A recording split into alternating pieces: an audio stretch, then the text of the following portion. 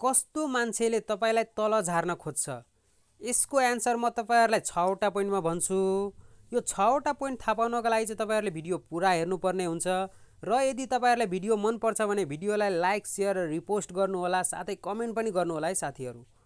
पहिलो, ईर्ष्या गर्ने मान्छे, जसले तपाईको सफलता देखेर ईर्ष्या गर्छ, जलन महसुस गर्छ नि, त्यस्तो मान्छेले तपाईलाई तल झार्न खोज्छ।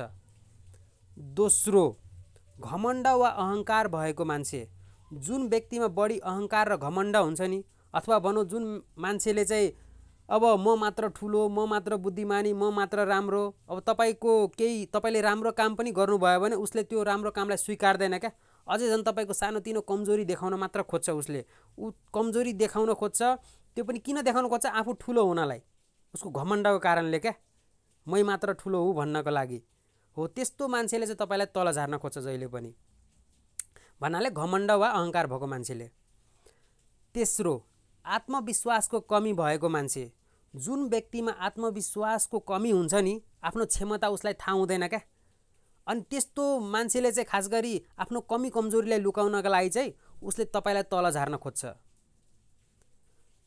चौथो, नकारात्मक सोच भएको व्यक्ति अथवा भनौं मान्छे, जुन मान्छेसँग नकारात्मक सोच हुन्छ नि, उसको सोचै नकारात्मक हुन्छ, खाली उसले अर्काको गल्ती केलाउने काम, कमी कमजोरीहरू मात्रै, उसले अर्काको राम्रो कामै देख्न जान्दैन क्या। अब हुन्छ नि कम्प्यारिजन पनि कहिलेका गर्ने, राम्रो पनि हो कि नराम्रो हो कि, त्यस्तो गर्दैन, उसले खाली नराम्रो चिजहरू मात्र उसले हेर्छ क्या तपाईको हो। त्यस्तो व्यक्तिले पनि तपाईलाई तल झार्न खोज्छ। उसले तपाईले जति राम्रो काम गरे नि त्यो हेर्दैन, नराम्रो काम मात्र हेर्छ उसले। तपाई 100 वटा राम्रो काम गर्नु, एउटा गलत गर्नु, त्यो मात्र हेर्छ क्या। अब गल्ती पनि फेरि अन्जानमा भएको गल्ती पनि छ भने हो, त्यस्तो व्यक्तिले पनि तपाईलाई तल झार्न खोज्छ।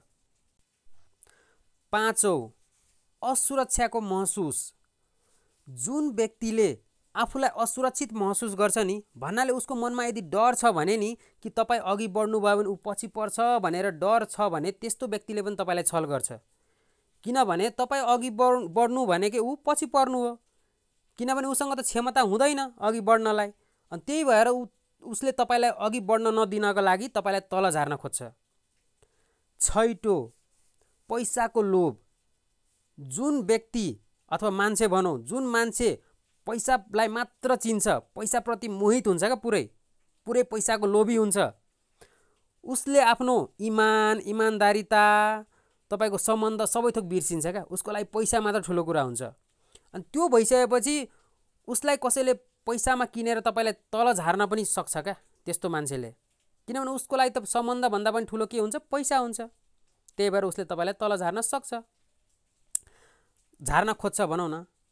यी 6 प्रकारको मान्छेहरूसँग चाहिँ जहिले पनि सावधानी अपनाएर बस्नुपर्ने हुन्छ। अब यो तपाईहरुलाई कस्तो लाग्यो यो भिडियो हैन?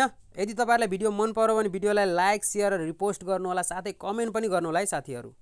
हस्त, धन्यवाद।